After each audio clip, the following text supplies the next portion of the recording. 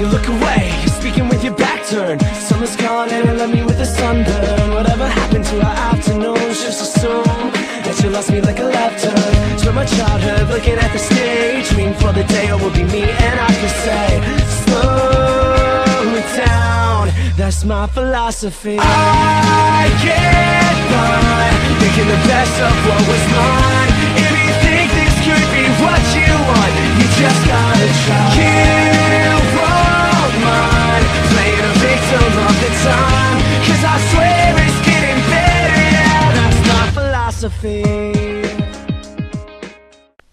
Alright, here's a riddle for you. What does Toe Jam, Dog Shit, and Boomer Esiason have in common? That's right.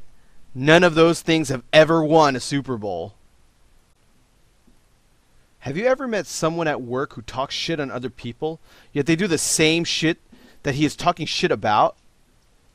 Making him the biggest fucking hypocrite in the universe? Yeah, I met one. His name is Boomer Esiason. This is footage of Boomer's commentary from the last Hall of Shit episode. This is not Peyton Manning's loss. Are you sure about that? It takes the whole team, and I think maybe Peyton Manning is this generation's Dan Marino. You know, he's a great You football hypocrite player, motherfucker. but he's not going to get to the What about Super you? Bowl. I'm telling you, not with that Oh, wait a defense. minute. I got to a Super Bowl. I know you, okay, but I got to a Super Bowl. That's true. That makes you wrong, Boomer. Peyton Manning to be perfect every week. It is. It's like you had to be. That's just not, it's just not fair to him. And I'm not going to lay it at his feet. How about it's not fair because you're an idiot and you make stupid comments? I mean, come on. Peyton Manning is this era's Dan Marino? Who the fuck is this era's Boomer Esiason? My fucking donkey dick? God, it must suck to be this hypocritical piece of shit. You're probably thinking, but Patrick, just because you win a Super Bowl doesn't mean you're Hall of Fame material. And just because you haven't won a Super Bowl, that doesn't make you exempt from the Hall of Fame. And you're right. If you've never won a Super Bowl, you should still have a place in the Hall of Fame because you're famous for never winning the only meaningful game in your sport. Just because this dipshit can chuck up big-ass numbers, I mean, this isn't baseball where stats matter or people care about statistics. This is football where the only thing that matters is the Super Bowl. Now look, in college football we learned that as long as you win your bowl game, you're good. Even if you're this shitty 7-5 team, a coach can save his job by winning a bowl game. Now that we're grown-ups, there's only one fucking bowl. And if you don't win it, then you're just a piece of shit. We often tell kids that if you're ugly, you can still make money and get a hot chick. You just won't get the hottest. Well, Boomer is that ugly asshole. He can't win a Super Bowl, but he can make a lot of money, and he'll get in the Hall of Fame while the other Hall of Fame plaques and statues give that eye to Boomer. They're just giving them the eye to Boomer's spot in the Hall of Fame thinking, boy, what a piece of shit. Boomer was one of those guys that was good enough to get big numbers, but was really just born in life to be Joe Montana's bitch. When God was making Joe Montana, he was like, all right. Let's see who Joe Montana will shit on later in his life to make his career that much more badass. Dan Marino, check. Boomer Esiason, check. Sounds good. Let's build this bitch. Boomer did finally win the big one in his life. It's what I know that Shannon really wanted to argue with the commissioner, Eric Mann, on this one, thinking that the voting wasn't correct. But, folks, it came down to the wire.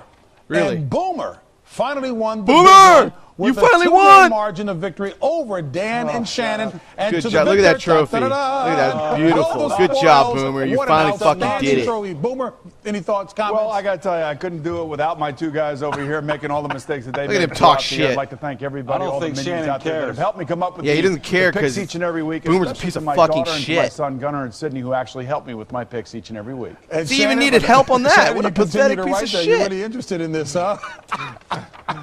See, you can't read that, I didn't even but what say Shannon it. wrote on there is, I was hey, just Boomer, scribbling. you're a piece of shit. One of the things that Eric Mann really wants to Congratulations, underscore, Boomer. well, you know, that's Yeah, nice. You can say congratulations, you congratulations. stupid That's good piece of news. I shit. refuse to. Eric Mann wanted to make sure that you two guys were properly acknowledged for your contributions as well. These are, if you will, last place ribbons. So he.